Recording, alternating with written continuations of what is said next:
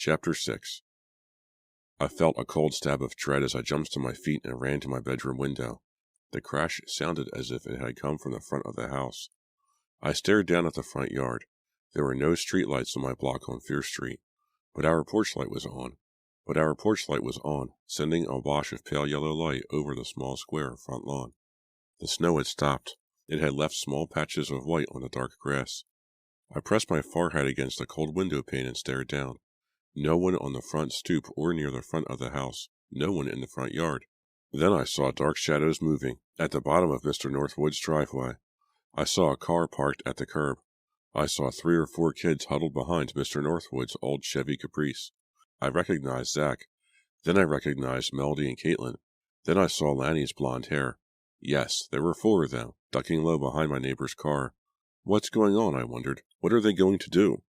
I had a sudden picture of them setting Mr. Northwood's house on fire, then speeding away. But that was too much. They wouldn't do that. But what were they planning to do? Impulsively, I grabbed a big bulky sweater from my closet shelf and pulled it over my head as I hurried downstairs. Then, my breath trailing up in front of me, I ran down to the bottom of Mr. Northwood's driveway to greet them. "Whoa," Zach exclaimed in a low voice. "Joanna, what are you doing here?" All 4 of them stared at me as if I were from Mars or something. "I live here," I said, ducking behind Mr. Northwood's car beside Melody. I pointed to my house. I had left the front door wide open. It was going to get freezing cold in there, I realized, but I didn't want to run back and close the door. "You live next door to Mr. Northwood?" Melody demanded.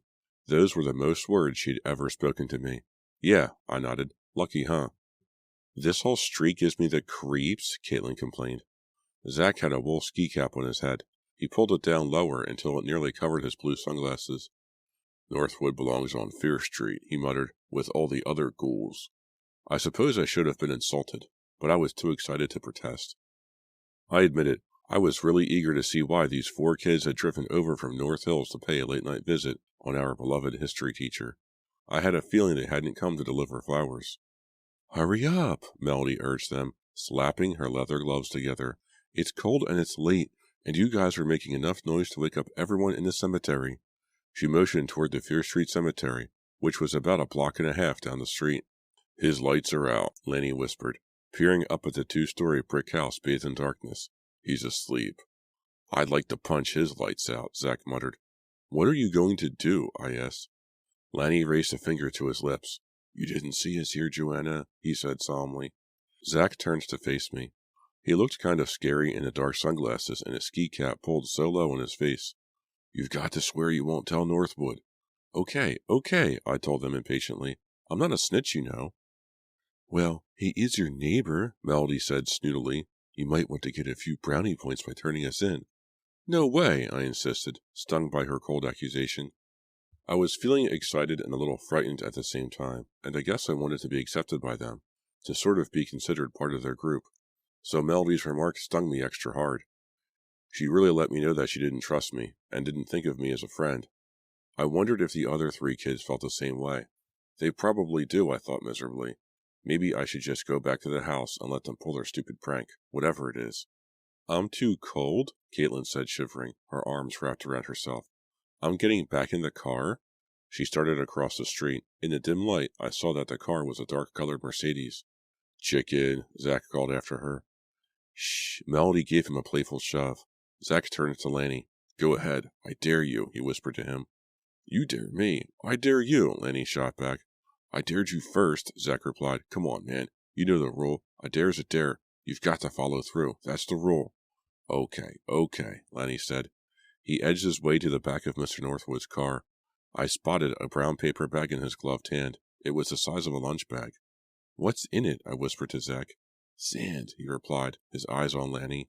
Ducking low behind the car, we all watched Lanny as he opened the flap over the gas tank and twisted off the cap. Then he emptied the bag of sand into Mr. Northwood's gas tank. Zach and Melody laughed gleefully. Lanny crinkled the bag into a ball and tossed it onto the grass. "Is that it?" Melody whispered. "Can we go now?" "Wait," Zach said. Something gleamed in his hand. It took me a few seconds to realize it was a knife blade. "I never go anywhere without my Swiss Army knife," he whispered. He winked at me. The knife made me a little scared. What was he going to cut?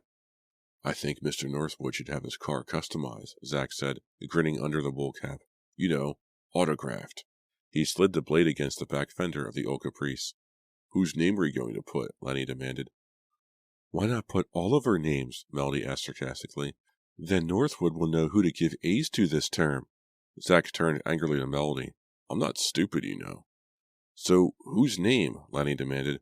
Mr. Northwood's favorite guy, Zach said, grinning. You dare me? I dare you, Lenny replied. Zach leaned over the car and began to scratch thick block letters into the paint of the back fender. Feeling a mixture of fear and excitement, I moved forward to see what name he was writing. D, E, N, N. He had started to scratch in the I when Mr. Northwood's porch light flashed on. Oh! Melody let out a frightened cry. She turned and ran to the car, her arms outstretched as if she wanted to take off and fly away. Zach and Lenny were right behind her. Go, go, go! Lenny was crying. I watched the two boys dive into the back seat as Melody slid behind the wheel. The back door of the Mercedes was still open as she pulled the car from the curb and roared away. Totally panicked, I was still standing behind Mr. Northwood's car. My heart was beating so hard I thought my chest was going to explode. I've got to get away from here, I realized. I was halfway across my front yard, my sneakers slipping on the wet, frozen grass, when Mr. Northwood burst onto his front stoop. Joanna, what are you doing? He shouted. Chapter 7. I froze in the middle of the front yard, like a deer caught in car headlights. Joanna, what's going on? Mr. Northwood demanded. He stepped quickly off his front stoop and hurried to the driveway. He was wearing a gray turtleneck over baggy dark corduroys. His gray-white hair was standing nearly straight up on his head. I glanced up at my open front door. Why hadn't I run when the others ran? The sound of the Mercedes roaring away lingered in my ears. Why hadn't I run? Mr. Northwood walked up to me, taking long, hurried strides, his breath steaming up in front of him. Joanna. I'm not a good liar, and I'm not the fastest thinking person in the world, but I knew I had to come up with something. I heard noises, I stammered, trying to sound calm and sincere. Voices. I thought someone was trying to break in or something, so I came outside to see who it was. Pretty lame, I thought. I stared hard into his eyes, trying to see if he believed me. I saw who it was, Mr. Northwood replied, frowning as he stared back at me. My mouth formed a silent O. I could feel my face getting hot. A strong gust of cold wind swirled over me. I could feel the cold even through my bulky sweater. Somewhere down the block I heard the clatter of a metal trash can being blown over. Since when do you hang around with that group, Joanna? Mr. Northwood asked sternly. He lowered his face close to mine, so close I could smell onions on his breath. I don't, I replied, avoiding his harsh stare. I just heard voices, that's all. I came out, and then I tried to get them to leave. Does he believe any of this? I wondered. I was so angry at myself for not being a better liar. Mr. Northwood turned away from me without saying another word. Stooping his head, his hands shoved into his pants pockets, he made his way down the driveway to his car. I crossed my fingers behind my back, hoping it was too dark for him to see the letters Lanny had scratched onto the back fender. But I saw him lean close and run his fingers over the fender. His expression didn't change, but he stood there for a long while. Then he spoke in a low voice, so low I could barely hear him over the gusting wind. I'm calling the police, he said. Chapter 8. My heart pounding, I ran back to my house and slammed the door shut behind me. I was shaking all over, partly from the cold and partly from Mr. Northwood's threat. I leaned against the banister and waited for my breathing to return to normal. I rubbed my arms, trying unsuccessfully to chase the chill away. Were the police going to be knocking on my door in a few minutes? Was I going to be arrested for messing up Mr. Northwood's old Chevy? My mom will have a stroke, I told myself. Mom wasn't around much because she was working so hard, but these days, when she was home, she was acting very strict. I guess to make up for not being home. I'll be grounded for life, I moaned to myself. Mom will never trust me again, and I didn't even do anything, I just watched them. I paced back and forth in the living room for a while, listening for a police siren or sounds of an approaching car. I kept staring out the living room window. Then, seeing nothing but darkness, I go back to pacing, my hands shoved into my jeans pockets. When car headlights rolled up over the living room wallpaper, I knew it was the police. But it was only Mom, finally home from work. She slumped in and dropped her bag on the floor with a weary sigh. "What's wrong with you?" she asked, eyeing me suspiciously. I guess I wasn't doing a very good job of keeping my worries off my face. "Nothing," I replied quickly. "Just tired, I guess." "Tell me about it," Mom replied, rolling her eyes. The police never did show up. I went to bed thinking that maybe Mr. Northwood had decided not to do anything after all. But the next afternoon, there were 4 empty seats in his class. They had belonged to Lanny, Zach, Caitlin, and Melody. All through Mr. Northwood's lecture, I kept staring at the empty seats. When the bell rang, Mr. Northwood clicked off his little tape recorder and dismissed the class. As I stood up, I saw him motioning for me to come to his desk. What does he want? I wondered. I studied his face, but I couldn't read his expression. I took a deep breath and made my way to the front of the room. "You're probably wondering where they are," Mr. Northwood said, gesturing to where the 4 kids usually sat. "Or has word traveled around school already?" "I haven't heard anything," I replied nervously. He leaned forward, spreading both of his long hands on the desktop.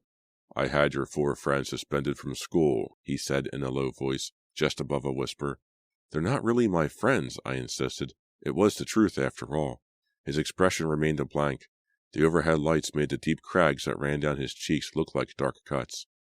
"Is he going to suspend me too?" I wondered. "The police didn't take it seriously," Mr. Northwood revealed, shaking his head.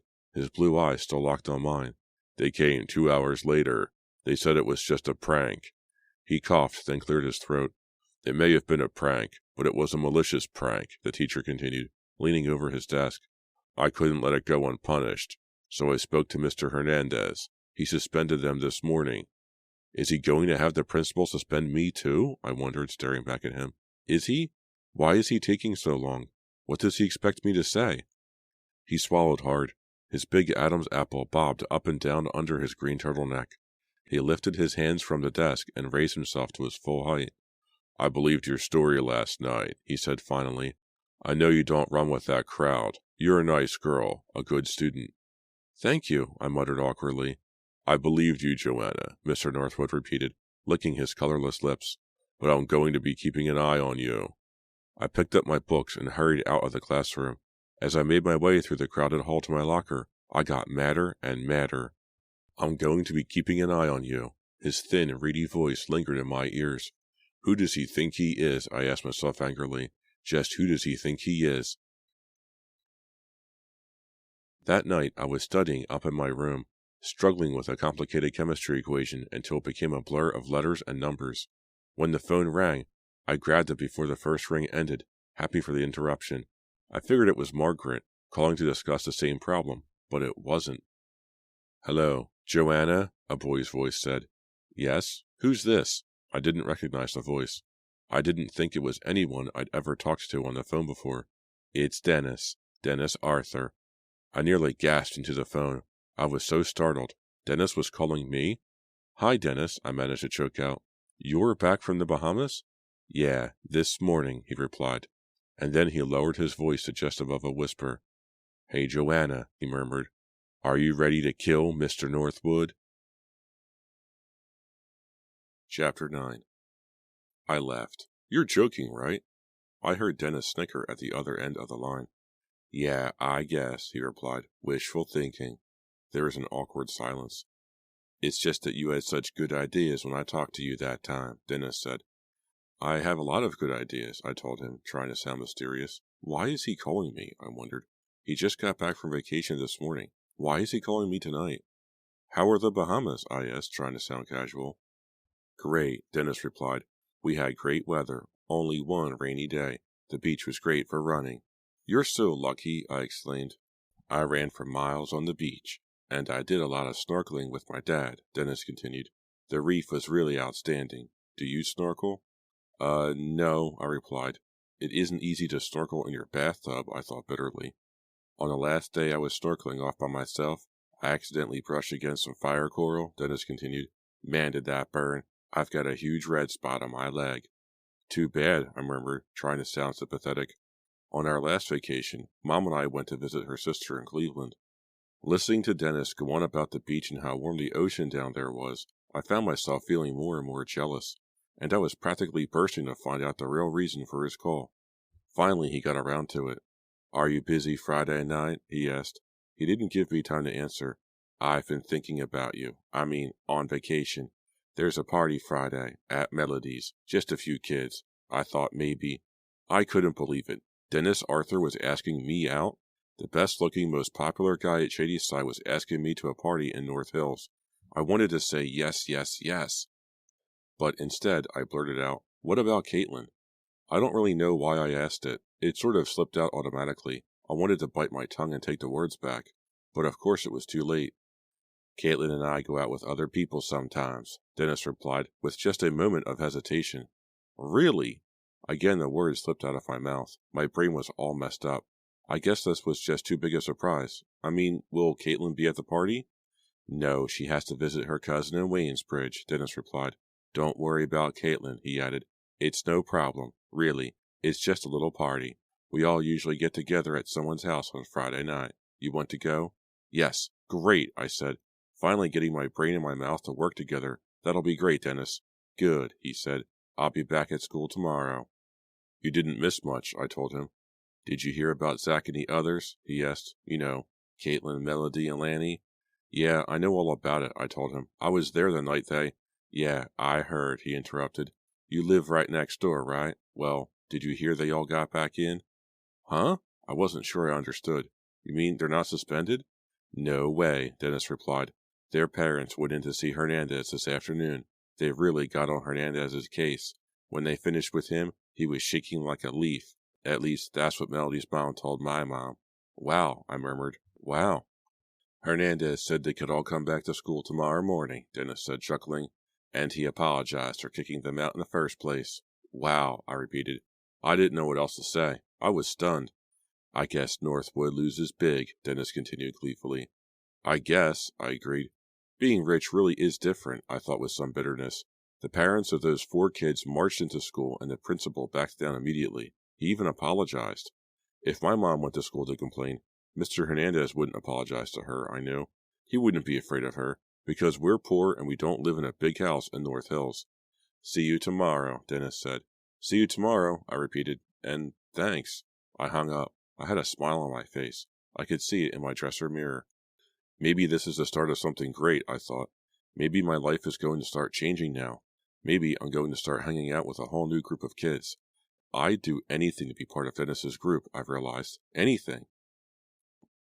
Dennis was at his locker when I arrived at school the next morning. I dropped my backpack to the floor and started to work the combination on my locker door. Dennis smiled at me. His green eyes seemed to light up. He hadn't brushed his black hair, but it looked great anyway, all disheveled. He is so handsome, I thought. We said hi to each other. My stomach suddenly felt very feathery. He walked over to me. He's at least a foot taller than me, I realized. I saw a white blur, and then realized he was holding something up in front of him. This is for you, he said shyly, from the Bahamas. I focused on it. A big, shiny pink and white conch shell. It's great, I cried, reaching for it. My mind was whirring. Dennis had actually brought me a present. Careful, it's kind of pointy there, he said. I started to take it from him. It felt cold from being outside. The guy at the next locker accidentally bumped me, and I nearly dropped it. It's great, I told Dennis. Thanks. I was walking on the beach, he started to say, but he stopped as Caitlin appeared beside him. Caitlin was wearing a very tight-fitting white sweater. It looked like it might be cashmere. She had it pulled down over straight-legged black denim jeans. She had long, jangly silver earrings in her ears. Her short brown hair was swept straight back. The smile on her face quickly vanished as her eyes caught the conch shell between my hands. Hey, Caitlin cried angrily. Hi, Dennis greeted her uncertainly. I was looking for you. Caitlin ignored him. She glared at me, then lowered her eyes again to the big shell. Isn't that the shell you said you brought back for me? She demanded of Dennis. Dennis's mouth dropped open. Whoa, he exclaimed. His cheeks turned bright red. I didn't. What's going on here, Dennis? Caitlin demanded angrily. Huh? What do you mean? Dennis replied weakly. What's going on? Caitlin repeated, staring at the conch shell. I mean, why are you and Joanna? Nothing, Dennis insisted. Well, then, Caitlin turned to me. Give me my shell? She reached out both hands for it, but I backed away, pulling the shell out of her reach. It's my shell, Joanna, Caitlin said through clenched teeth. Dennis brought it for me, so let me have it. I glanced at Dennis, then back at Caitlin. Dennis was still blushing, as red as a tomato. He avoided my eyes. Caitlin was so angry I could practically see smoke shooting at her ears. This isn't right, I thought. This really isn't right. You want the shell, Caitlin? I asked in a tight, shaky voice. Yes. Give me the shell. It's mine, Caitlin insisted. Okay, I said. Here. And I smashed the shell as hard as I could into Caitlin's face. I heard her teeth crack. Bright red blood spurted from her mouth. The sharp shell cut a flap in her cheek, and blood rolled down the side of her face. The shell dropped to the floor and shattered. Caitlin staggered back against the lockers and raised her hand to her bleeding cheek. She tried to say something, but she choked on the spurting blood. I raised my eyes to Dennis. He had a pleased smile across his handsome face. Chapter 10. Of course, I imagined the part about smashing Caitlin with the conch shell. Just another one of my sick, violent fantasies. It's amazing the things I imagine. I guess it's just my way of dealing with the world. You know, getting things out of my system. What really happened was that Caitlin didn't notice me or the conch shell. She appeared beside Dennis, wrapped her hand in his, and they strolled off together. Dennis turned his head and mouthed a silent bye in my direction. Then he walked off hand in hand with Caitlin to homeroom, leaving me there to dream up my nasty little scene of broken teeth and spurting blood. After a few minutes the bell rang, stirring me from my troubling thoughts. I slid the shell onto the top shelf of my locker and hurried down the rapidly emptying hallway. At lunch, Margaret and I were sitting across from each other in a cafeteria, scooping up blueberry yogurt from little containers. Margaret was telling me a funny story about her twin cousins when she suddenly stopped. She was facing the double doors to the lunchroom, and I saw she was staring over my shoulder toward them. What's up? I asked, not bothering to turn around. Oh, nothing, she replied, still staring. Did you say Dennis asked you out for Friday? Yeah, I replied. Why? I couldn't resist any longer. I turned all the way around to see what Margaret found so interesting behind me. It didn't take long to figure out what my friend was gawking at. Outside the open doors and across the hall, I could see Dennis and Caitlin. He had his back to the lunchroom, but I knew instantly it was him. He had Caitlin pressed against the wall, and he was kissing her, practically in front of the entire lunchroom. I wheeled back around in my chair, feeling really upset. I glanced across the table to see Margaret staring at me, tugging at a strand of her carrot-colored hair. Don't stare at me, I grumbled. You're sure he called you? She asked quietly. You sure it was the Dennis Arthur? Ha ha, I said bitterly. I kept my eyes on Margaret. Are they still kissing back there? Margaret nodded. Maybe their braces got locked together, she suggested. They don't wear braces, I muttered unhappily. I wonder why he asked you out, Margaret said thoughtfully. You have a yogurt mustache, I told her. But secretly, I wondered too. After our last period history class, Dennis had another argument with Mr. Northwood. Again I lingered in the back of the room, eavesdropping and wishing Mr. Northwood would give Dennis a break. You've got to give me a makeup test, Dennis was pleading. His face was bright red, and he was sweating, even though the windows were open and it was cold in the room. I don't have to do anything except pay taxes and die, Mr. Northwood replied quietly, staring back at Dennis with a strange, tight-lipped smile on his craggy face. Mr. Northwood is enjoying making Dennis beg and squirm, I suddenly realized. It must be the feeling of power, I guessed. Mr. Northwood really has a cruel streak. You're going to ruin my life, Dennis was screaming. He had both hands on the front of the teacher's desk, and was leaning over so that he and Mr. Northwood were practically face to face. I don't want to ruin your life. I want to teach you a little about fairness, Mr. Northwood replied, still talking softly and deliberately. You and I have already discussed this, Dennis. But if I get a failing grade, I won't be eligible for the all-state team, and then there goes the Olympic tryouts, Dennis cried, his voice high-pitched and shrill. Let us hope you don't get a failing grade, Mr. Northwood said coldly. He began shuffling through a notebook. Dennis let out a frustrated groan. You really won't give me a makeup test? Mr. Northwood shook his head. I have to be fair to everyone. But you're being unfair to me, Dennis cried, starting to lose his temper. I don't think so, the teacher replied, stone-faced, shuffling through the notebook. Can I do a project or something for extra credit? Dennis demanded. Mr. Northwood shook his head. I appreciate your situation, he said, but I really cannot bend the rules for one student. Dennis raised both hands above his head in a gesture of futility. Then, with a loud sigh, he spun away from the teacher's desk. Taking long, angry strides, he headed toward the door. I stepped away from the wall, eager to talk to Dennis, to try to say something encouraging to him. I thought he was coming to me. Dennis, I started to say. I uttered a little cry of surprise as he walked right past me. He didn't say a word to me. He just kept walking. And then I saw Caitlin. She was waiting for him outside the door. He walked up to her. She leaned close to him, whispered something to him, and then they disappeared from view. What is going on here? I asked myself unhappily. I stared at the empty doorway. Is Dennis interested in me or not? I wondered. If he's so hung up on Caitlin, why did he ask me out for Friday night? Friday night, Dennis was supposed to pick me up at 8 o'clock. I must have glanced at the clock on my dresser top 1,000 times. I was so nervous my hands were as cold and clammy as 2 wet fish. I was sure he wouldn't show. All sorts of troubling thoughts flashed through my mind. Maybe his call was just a cruel joke, I thought. Maybe it was one of their dares. They were always daring each other to do weird things. Lanny or Zach probably dared him to call me. Then Dennis and his pals had a good laugh at my expense. Or maybe I imagined the whole thing. Maybe he never asked me out at all. Maybe it was all one of my fantasies. I changed my sweater 3 times. I don't know why. They were all pretty much the same. I'd found earrings at the mall that looked like little conch shells. I put them on, studied them in a mirror, took them off, put them on again. My clock read 8:03, but it was always a little fast. I brushed my hair with rapid strokes. Maybe I should cut it short, I thought. Seeing the cleft in my chin made me frown at myself. Why couldn't I have a smooth chin like normal people? I was still staring unhappily at myself in the mirror when the doorbell rang.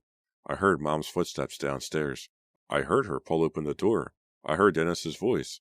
He's really here, I thought. It isn't a joke.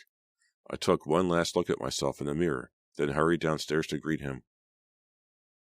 Melody's house was big and very modern. The living room furniture was all chrome and soft white leather. The walls were covered with framed movie posters. Track lighting on the ceiling cast pale triangles of light over the room. "How's it going?" Melody asked me as she led us into the room. She eyed my yellow sweater. I suddenly felt even more self-conscious. Maybe I should have worn the blue one. "My parents are at the movies," Melody told Dennis. "The house is all ours." She didn't seem at all surprised to see me with Dennis instead of Caitlin. I saw 8 or 9 kids as Dennis and I followed Melody across the room. They were all from school, but I knew only a few of them. Most of them were seniors.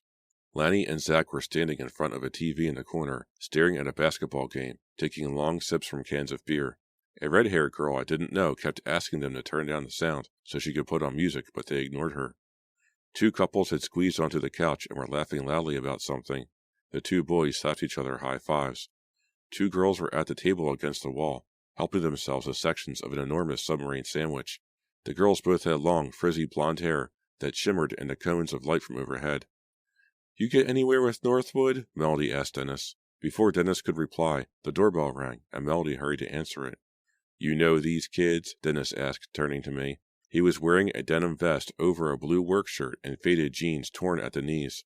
"Some of them," I replied. "Most of them live in North Hills," Dennis told me. He motioned to the red-haired girl who was entering the room with Melody. "You know her? That's Reva Dalby. Her family owns all those department stores." "Hey, what's up?" Dennis called to Reva. The 2 of them talked for a short while about a tennis instructor they both had. I stood close to Dennis, but Reva didn't seem to notice I was there. Dennis and I got Cokes. Then I followed him as he joined Lanny and Zach in front of the TV. He started teasing Lanny about the red jeans he was wearing. "I dare you to wear those to the dance at the club," Dennis said. "Hey, no dares tonight," Lanny protested. "Chicken," Dennis muttered. Lanny pretended to get angry. They started laughing and playfully shoving each other, and Lanny spilled some of his beer on the white carpet. "That's okay," Lanny said, making sure Melody wasn't watching. "Beer is good for the rug." Several more kids arrived. They all seemed to know one another. Melody got her CD player going and drowned out the sound of the basketball game. I saw a couple making out on the stairway by the front door. Since Dennis was busy kidding around with Lanny and Zach, I made my way to the table and took a section of the sub sandwich. I talked with some kids from my English class. "You're Margaret Rivers' friend," someone said to me. "She's very funny." I wondered what Margaret was doing tonight. I wondered what I would tell her about this party, about my date with Dennis. So far, there wasn't much to tell. Dennis was pretty much ignoring me. Around 11 o'clock, some kids left.